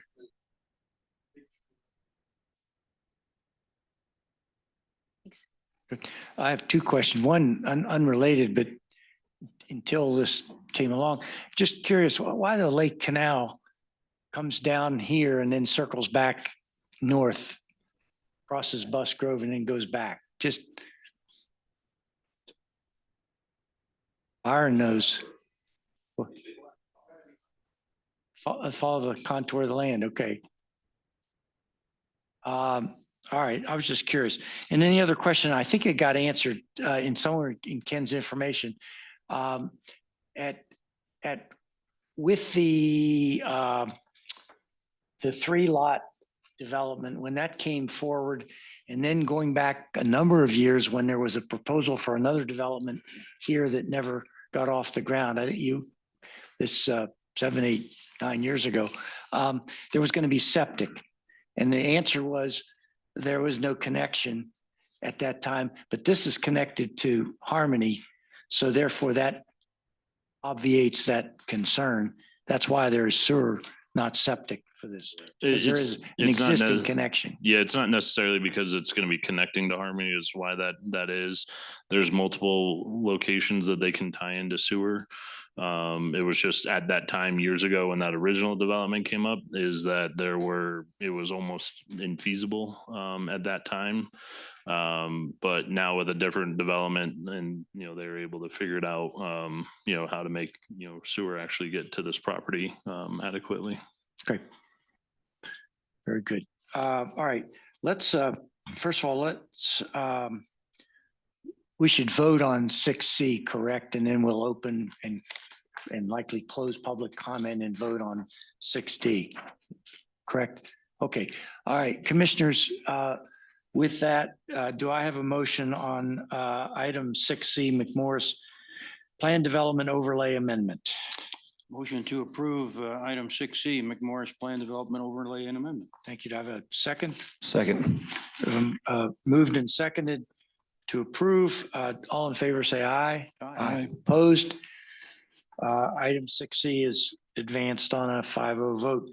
Item 6D, we open the public hearing. Natalie, anybody signed up specifically for item 16? Okay, we'll close the public hearing. And any further questions on that? Okay, with that, do I have a motion on item 6D, McMorris preliminary plat? Motion to approve 6D McMorris preliminary plat. Do I have a second? Second.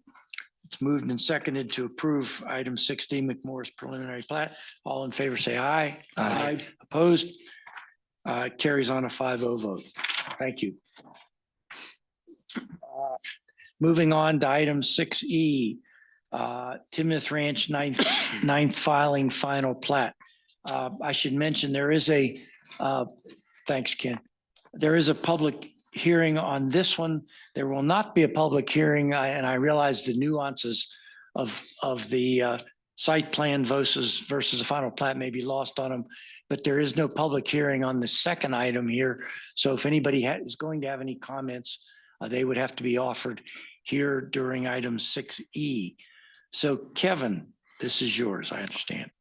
Thank you, Chairperson. And I will do kind of 6E and 6F since they go, hand in glove. So as you mentioned, this is the Timnath Ranch ninth filing, final plat, and then subsequently the site plan for the ninth filing. The property owner is T-Rock LLC, represented tonight by Jason Sherrill, and the applicant is TB Group, represented tonight by Mike Walker.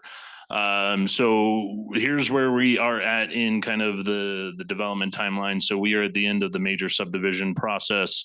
And then subsequently kind of the two steps forward with the site plan. And I will explain kind of that nuance.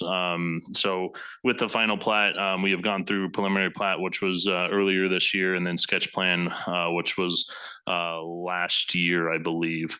So we are in this final plat stage now. The property is located basically west of Club Drive and west of Schoolhouse, south of Harmony Road, and east of the T-Rock Ditch within the Timnath Ranch subdivision. The zoning for the properties are R3, R4, and then community commercial. So these proposals for the ninth filing of Timnath Ranch, the proposal is for 29 single-family detached lots, 38 paired home lots, 340 single-family attached townhome lots, and then some development tracks for commercial and condominium units for a total of 507 lots / units within the roughly 109 acres, which includes the commercial, which roughly 59 acres is the residential portion. This residential is comprised of oh, sorry, I missed my spot here. Harmony corridor requirements for the commercial area, the applicant has also provided a development structure plan which depicts the anticipated road network and trail connections for the future. This final plat proposal does meet the parks and open space requirements for the R3 and R4 zoning, along with Harmony corridor landscaping along the Harmony Road. This plan does include a 1.3 acre central park to the development and roughly 37% open space, which exceeds the 25% requirement for R3 and R4.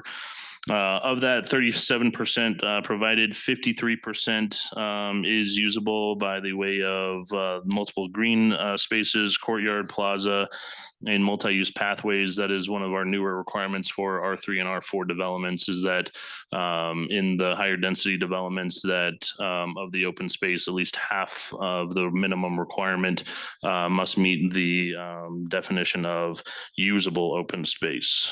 The gross density for all of the residential in this area will be is roughly 8.6 dwelling units per acre, which complies with R3 and R4, which have 8 and 24 units maximum respectively. The parking requirement is a little bit challenging for this development just because of the nature of the combination of multiple types of housing users. The parking requirement normally would be 2 spaces per unit. Each housing product that is being proposed does have garage parking and driveway minus some of the condominium units to meet that 2 spaces per unit. In general, this development is providing roughly 1,800 on-lot spaces, which is a combination of both driveway and garage spaces for 3.5 spaces per unit. They are also providing roughly 177 off-street parking spaces spread throughout the project for guest and overflow parking. Those 177 spaces are generally spread amongst all of the townhome units that are kind of in the more in the north 2/3 of the project to provide that additional overflow. The minimum lot size is roughly 1,800 to 5,200 square feet for the townhomes, 2,200 to 2,900 square feet for the paired homes, and then 7,400 to 13,500 square feet for the single family detached lots. Then just to talk about the site plan. So when with this final plat, since it's creating essentially building envelopes, those building envelopes then get developed with the condominiums, and just like a normal site plan for a Chick-fil-A or, one of those, that building envelope comes with a certain design for it as well. Some of you may remember we did this in what is known as the Timnath Ranch 8th filing, just to the east of this, to where there's this kind of combination of fee simple lots and then building envelope. So within the building envelopes themselves is what gets technically site planned, since they're not a legal residential fee simple lot for the condominiums. So those building envelopes for the condominiums roughly are about 15,700 square feet in size for the condominiums. The intent is for 7-10 unit condominiums, buildings within that.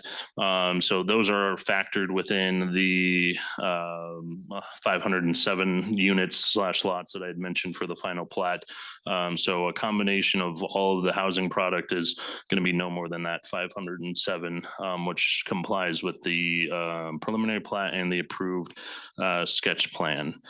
So with that, we have reviewed the final plat and the site plan in conformance with the review criteria of the land use code.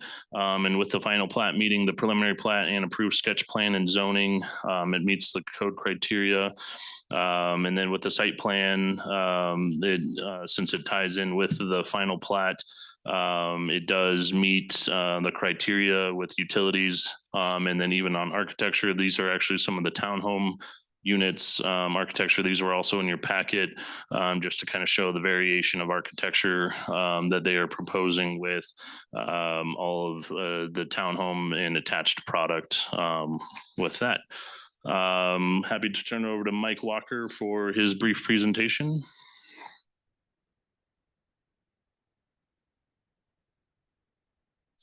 Thanks, Kevin. Appreciate it. I'm Mike Walker with the Birdsall Group. Appreciate your time tonight. Kevin did a great job of explaining the project to a T exactly. This project, started, the sketch plan was approved, I believe in 2020. So that was 3 years ago when this was approved. So it's been a very long process. We've been in front of you a few times, in front of the neighborhood meeting, which was in October of 2022, last fall, and went actually very well with the neighbors. And then last March, we were in front of you and got the preliminary plat approved. And then town council approved the preliminary plat after that in April. So here we are at final plat. Nothing has changed since the preliminary plat. As Kevin mentioned, we're not applying for any modifications. We're not requesting any variances. We're going by the land use code. Parking is always a hot button item. And as Kevin explained, we have 1,014 parking spaces total is required. And we're providing almost 2,000 parking spaces within this development. So we're very satisfied with the amount of overflow parking that we have, as well as parking for the residences. And again, that comes out to be about 3.9 parking spaces per unit. And the dwelling units that we are proposing, there's 29 single family lots, 38 duplex, 370 townhome units, and 70 condominium units, for a total of 507 units on this development. The density for this area, for the residential portion of this development, like Kevin mentioned, is 8.6 units per acre. So, one thing that we're very proud about with these developments is the amount of open space. We're going well and beyond what's required. There's over 20 acres of open space, and we're including 8 parks within this development, 2 of which have playgrounds, and the rest of them either have shade structures, barbecue grills, and usable open space of turf for the residences to use. So that's pretty much it in a nutshell. These pictures right here, again, are matching what Kevin shared earlier, the type of architecture that we're proposing for the condominiums, townhomes, and single family and duplex lots. John, I don't know if there's any more you want to talk about as far as commercial, but as we know, there's 40 acres of commercial area to the north of the development along Harmony. That's part of this plat. And we'll leave it here for questions. Okay, We why have don't a you whole step team there of- for a moment, Mike, and Yeah. let's see, do we have anybody sign up for public comment on this? And this would be technically and practically on item 6E, only the ninth filing final plat, not on the site plan per se. But did anybody sign up for that? Justin Nenton did, but I don't see him. Is there Justin still here? Okay, somebody, you did sign up? I didn't sign up. Okay, did you wish to speak? Yes. Okay, Mike, why don't you take a seat and take notes on this one, and if you could state your name and address, please, and you have 3 minutes. My name's Barb Bulgart. My address is 6734 Stone Point Drive. That's in my backyard across the detention pond. So it seems like every time the plat drawing comes, there's more and more units than what we saw the last time. I think, and I know that the zoning was done before I moved to Timnath. One thing I would ask that you as a council do is try to keep in touch with the metro groups and make sure that they're showing incoming residents the right drawings. Because when we bought, that was all single-family homes and a few townhomes in the front, and it completely changed. I think there were a lot of assumptions made at that time of who would buy these properties, that it would be single people buying a townhome. With the current prices of houses in northern Colorado and the current interest rates, I think those assumptions have to be redone, that it's going to be a lot of families with a lot of children. So I think the concerns of that is some of the schools are already full. The pool is going to be overflowing. I have no doubt that there will be tons of cars parked along Stone Point Drive. I don't think we're going to avoid that. And one of the biggest concerns would be children from there, which I think there'll be a lot of children to get to the pool or to get to the school. There's no crosswalk there for them to get there. They're going to be walking out between a parked car on what's going to be a much busier road with all these people living there. I think that's a pretty dangerous situation. And then my question would be the renderings of what the buildings would look like, and the condo buildings seem to be 2 stories in the renderings, but what seemed to be shown here was that the condos are going to be 3 stories high because the first level is a garage and then 2 stories of living space above that. So that's one of my questions after my comments. Okay, thank you. Anybody else sign up for public comment? No. Okay. Mike, you're welcome to come up, and if there's any of your, Jason, if you want to address any or all of that. Sure. Appreciate it. Good evening, Chairman and Planning Commission members. Jason Sherwood with Landmark By the way, Homes. excuse me, we've closed the public comment. But go ahead now, address if you would, please. Yeah, sure. I just want to address some of the comments that were made. From the sketch plan, which we identified was approved in 2020, all the way through the process, our density has changed by 1 unit. So our sketch plan approved for 508 units, and we're now showing 507 units. So going on over 3 years, and even during the process that we were presenting the sketch plan, which is a year-long process prior to the approval in September of 2020, the density has not changed, except for the fact that it's actually gone down 1 unit. So I just want to make that very clear. One of the comments made also was that based on home pricing, that somehow that would generate more families. We're one of the largest attached for sale developers, builders in northern Colorado. We track our purchasers very deliberately. 65% of our buyers are empty nesters.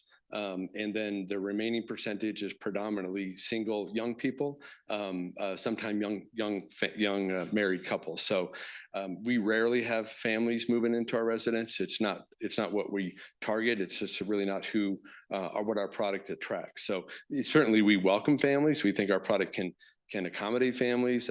We have most of our product is 2-car garages. We have basements. So we do have homes large enough for young families, but it's just not what our product has attracted over the decades, quite frankly. And then stories. Most of our product is 2 stories. So the stuff that is along the western edge is exactly 2 stories. There is some product that is more internal, buffered by the perimeter product, which is all 2 stories. That is 3 stories. So it's a 2-car garage with a flex space and then 2 floors of living. But all that product is internal to the site plan. Everything on the perimeter is 2 stories. The issue with the metro is not within our purview necessarily in any way, certainly not planning commission, and tangentially only maybe for council, and I don't want to speak for them, but anything you or staff want to try and take a crack at regarding the I would just make one question. comment, Kevin, before. Yeah, in about that metro obviously issue. we don't control the metro district. We don't really, and we don't control what they might or might not present. So we dealt with this, if you might recall, during some of the public meetings, or the neighborhood meeting. And we also addressed this concern during the preliminary plat approval process, where there was some discrepancies with what the metro district was presenting. So we addressed that, and I think we pretty thoroughly informed everybody, that was really nothing that we controlled. Sure. Kevin, you had some thoughts on this? No, I mean, Jason's spot on it. Okay. That's a metro, there was just a graphic on the Metro District homepage that showed an outdated master plan for Timnath Ranch. From that standpoint, it's not anything that the town or, the developer has control over the Metro District on what they put on their website or not, or when things get taken down, kind of a thing from that standpoint. That's a disconnect we hear a lot. Anything, do we cover? I think you just, yeah, we closed public comment, but. Yeah, no, I'm happy to. Don, I have a feeling, I've heard you council talk about the crosswalk issue. Don, why don't you take a moment on this one? Okay, I'll take a stab at that. We have a very recent study that is performed by a third-party traffic engineer relative to the Bethke School. And we're going to adhere to that study. It's a safety study for the entire Bethke School area. So it envisions all of the Timnath Ranch being built out. It understands that, and we're in constant contact with the school district regarding this also. All right, I'm going to bring it up here.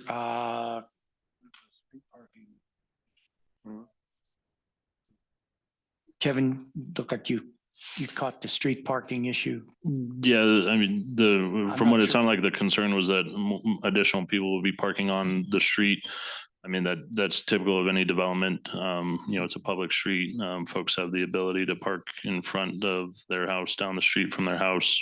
Like I mentioned, this development is providing driveways and garages for virtually all of the units. I think some of the condos don't necessarily have driveways to them, but there's also the overflow visitor parking spread throughout the development as well to catch some of those. But with paired homes, single family homes, and even some of the townhomes, there would be ability for some folks to park in front of their street or front of their house down the street, just as typical as any other development. But we are adhering fully to the land use code in that regard. If I could add just a little more color, appreciate that, Sure. Kevin. As Kevin highlighted, so we're very mindful, given that this is the product that we focus on when possible. And in this project, we were deliberate that we made it possible for every homeowner. Predominantly has a 2-car garage and then 2-car tandem spaces, much like a single family home. So 4 spaces per unit. And so that provides a lot of, your private parking and then guest parking. And then there's significant amount, 170 surface lots internal to the project for additional guest parking.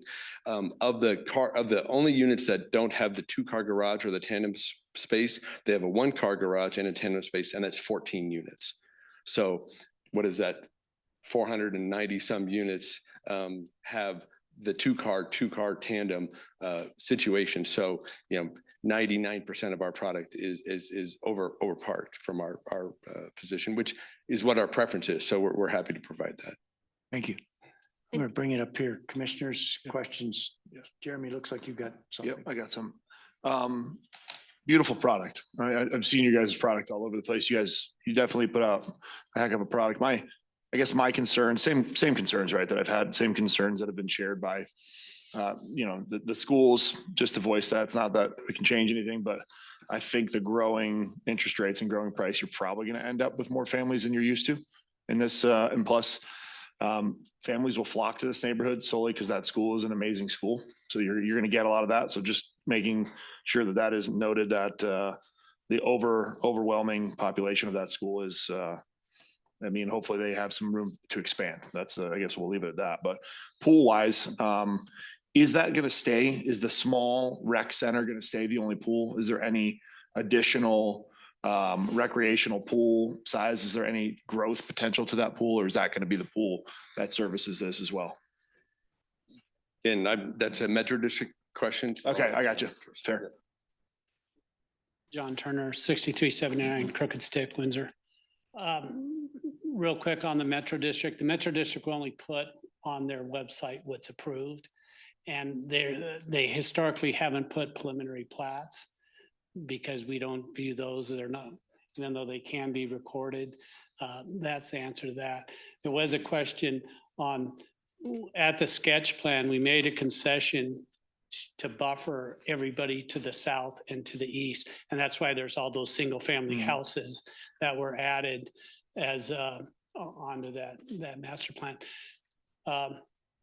We have the pool across the street. We also took over the pool. The Metro District took over the pool from Ryder Homes.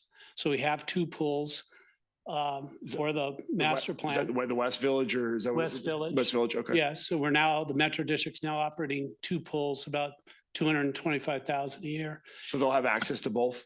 Yes, and also there's another pool in Timnath Ranch 8th. So there's actually three pools, and that pool may or may not go to the Metro District, but will serve Timnath Ranch 8. Okay. So there's three pools there. School sites, I donated and built the school site at Bethke, and Timnath Ranch is given priority. And all the homeowners in Timnath Ranch are given priority. And then Poudre Schools ran out of room. And I recently just built the second school site at Bamford to make sure the Windsor kids didn't have to bus. Basically, the Windsor kids now are going to school in Loveland or Fort Collins School. But so I have contributed enormously to Poudre Schools and the school situation. I believe I'm the only developer that's been doing that from West Windsor up into Timnath. Poudre Schools could not find another site in Timnath or Windsor. And they took our last site that's in actually Loveland, and they opened Bamford, I think it was last year. Okay. So hopefully that answers some of your questions. And then Don, maybe a question for you. I'm going to guess probably 2 cars per unit, right? I don't know what the traffic study is on that, but is there going to be any additional ways out? So if something was to happen at one of those, roundabouts, I mean, there's, obviously without circling back around, going across the tracks, which obviously you run into train issues. Do you see any issues with 1,000 more cars coming in and out of there being a traffic issue? No. No? No, they have a traffic study. The traffic study looked at all of those circumstances. Cool. And we're well within the criteria. Yeah, and they're recently with the east side wheat field was extended out to Colorado Boulevard. With the commercial, you can kind of see it in the middle of the pink along Harmony. That's a right in, right out onto Harmony. That was gonna be my next question. Yep. There's a secondary way out. Yeah, there's going to be a right in, right out. So folks in this area don't necessarily have to go to Club. If they're going east, they can go north to that. And yeah, as Don mentioned, the traffic study, was done for this development to contemplate the egress points for this. And then I will touch on the school subject also for you, Jeremy, because I think the sketch plan was before your time. Sure. The school district actually, that was a pretty significant topic at the sketch plan for this. And the school district actually did an analysis and the original proposal for Timnath Ranch, if it had developed out with more of the single family detached versus the attached product would actually generate more students than what this plan does. We actually had the school district planner show up at the sketch plan to talk about that. The way they calculate student generation versus of single family detached versus attached. The attached generates less students significantly than the detached. So it actually ended up being that the proposal from this and then the 8th filing to the east would generate less students than what was originally proposed for Timnath Ranch. Yeah, I've got a couple of questions. I appreciate what you're doing to try to increase the number of parking spaces and so forth, but when I look at the spaces, the overflow spaces and so forth, they're several blocks away from the highest density buildings. So somebody in the condos would have to walk like a block and a half or 2 blocks to find a surface parking space. And also when you say the driveways are count for a parking space, I went through and I tried to scale off the parking spaces, and I'm seeing the driveways are 12 to 15 feet, where if you have a standard pickup truck, it's almost 19 to 20 feet long. You can't put a pickup truck in that driveway. Yeah, so I assure you, I mean, we can help provide the engineering plans that the driveway spaces, just like a single family driveway, are 20 feet minimum. So Okay. whatever, I'm not sure how you're scaling those. Yeah, well, when I was measuring, Sure. it's kind of Yeah, hard so with the I plans. assure you they're I 20 feet get my minimum. packet. They're a parkable space that Kevin and the engineering staff wouldn't have allowed us to count those as parking spaces unless they met that parking standard. Yeah, I just thought that they were very narrow, and to try to make a turn, particularly for the detached garage locations, if you have a standard pickup truck and you try to make that turn into the detached garage, those driveways are really short. Yes, we don't Anyway, I have think any. it's something to look at. Sure, we don't have any detached garage, so I'm not sure what you're making reference There to. was detached garages associated with blocks 11, 12, and 13, 4, 5, and 6 in the kind of the south east corner of the. I don't know. We don't have any detached garages anywhere. There's townhouses, and then the. Oh, sorry. I'm sorry. Yeah. You're right. There's townhouses with a detached garage. Yeah. And you've got like a 12-foot wide driveway and a very narrow driveway. I've got a pickup truck. I don't think I could make that turn into the So the garage. driveway is 24 feet wide. And then there's on the detached product, I appreciate you bringing that up. There's an apron, that before you park in that space. So I believe the apron is 8 feet wide. So you got 24 feet plus 8 and 8. So 16, so 40 feet in between the garages. So we But developed that's this width, product. not length, not depth. Not in It's- front it's of the garage door. It's the drive aisle width, 24 feet. Then I have an 8-foot apron and then an 8-foot apron. So I got 40 feet distance between the garages in that alleyway. So we've done projects where it's much narrower than that, and I have an F-150. I park in those things all the time. Okay, but it just looked awful narrow to Sure. me. I was also concerned about access for emergency vehicles. All the density tends to be on the west side of the property. And if a fire engine had to come off the schoolhouse drive, they'd have to, wiggle through the property in order to get to the condos along the railroad tracks. Is that a concern at all in terms of emergency access? Or can they go along the hiking trail on the outside of the property? I don't know if that trail is accessible to fire, but there's multiple access points in the project. So you could route to that southern road that is on the commercial piece and then drive directly down that main drag into those homes that are on the western edge, which those aren't necessarily the highest density. There's pretty much average. The density is very similar throughout the project, at least except for the single family and the duplex. And the fire department is part of the referral process. So they've reviewed this and they've approved the plans. Kevin, And looks like. Kevin could make. Excuse me, I'm sorry. Excuse me, Kevin, looks like you got. something Yeah, to add. I was just going to state what Jason just said. Poudre Fire Authority is always one of our referrals. They review everything until they're satisfactorily met, whether that be the radius of the streets to make sure trucks can make the turning movement, the fact that they can get access to all of the units. They typically need to have at one point 150 feet access around a building. So they review all of these plans and they have made sure that they are adequately satisfied for fire access, and that either units are going to be sprinklered for certain aspects or some, or that the streets are wide enough to get ladder trucks if they get to be if a structure is a certain height, that all of that can be met. So PFA has signed off on the access for this development. I know in the development just across the way over here, with all the vehicles parked there at night and so forth, they had an emergency and they tried to get a vehicle in there, and they really had some troubles because the parked cars all up and down the streets and hanging out the ends of the driveways made emergency vehicles, they couldn't fit through the parked cars. And that was a significant incident. So I just want to make sure that they don't make the same mistakes here as they made across the street. Some of those are isolated incidences for PFA, but yeah, all of these, even though these are private drives, they do meet criteria for Poudre Fire Authority for what is their standard access. That was my comment. Thank you. Yep.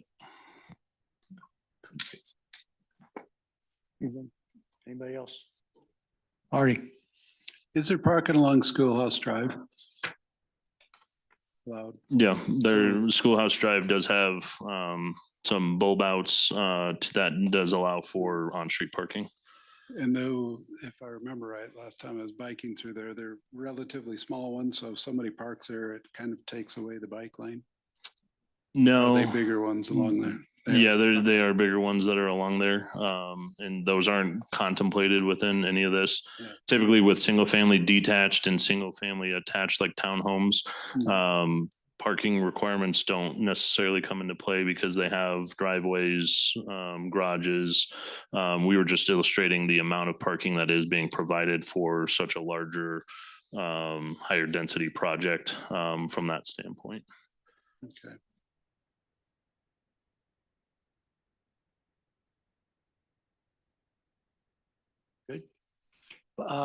Talk briefly about the buffer to the commercial to the north. We've got a good buffer on the east side. Are we meeting, where are we exceeding standards as far as the buffer when we begin to put commercial in there? So there's really not a buffer requirement between the R3, R4 and commercial, just because they are higher intensity uses from that standpoint. So from a buffering standpoint, they actually made a significant, as you know, Mr. Turner had mentioned, a significant compromise, as you would call it, to the south with the existing single family detached from the south. But when we look at R3, R4 to commercial, the buffer is very minimal, and the street that loops through will help with that buffering to commercial if and when that comes. And there's also other landscaping that's part of this. But from the higher intensity uses, we don't really have a buffering to similar higher intensity uses. It looks substantial. It does. And I realize with the street there, that helps. I was just curious what your take on it was, but it appears to be satisfactory.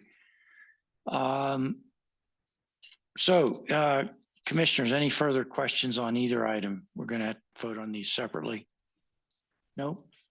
All right, item 6E, do I have a motion on Timnath Ranch 9th filing final plat? Motion to approve item 6E, Timnath Ranch 9th filing final plat. I have a second? Second. Okay, all in favor of the motion on item 6E, Timnath Ranch 9th filing final plat, say aye. Aye. Aye. Opposed? Motion carries 5-0 vote. Item 6F, Timnath Ranch 9th filing site plan. Do I have a motion on that business item? Motion to approve item 6F, Timnath Ranch 9th filing site plan. Do I have a second? Second. Motion, it's moved and seconded. All in favor, say aye. Aye. Aye. Opposed? Motion carries on a 5-0 vote. Thank you all. Reports. Commissioners, anything? We do not have a meeting on the 2nd. I understand Natalie already sent a notice out on that. We for certain have a meeting 2 weeks after that with a full agenda, I believe. We will have a meeting. Okay. Does anybody at this point know they will not make the meeting on the 16th, right? Yep, 16th. Everybody here? Everybody as far as we know. Okay. Very good. Staff, anything? Don, anything? Natalie, anything for us? No. Staff, anything else? Commissioners? Okay, do I have a motion to adjourn? So moved. All, second, do I have a second? Second. Second, all in favor, say aye. Aye. Opposed? Thank you, Ray.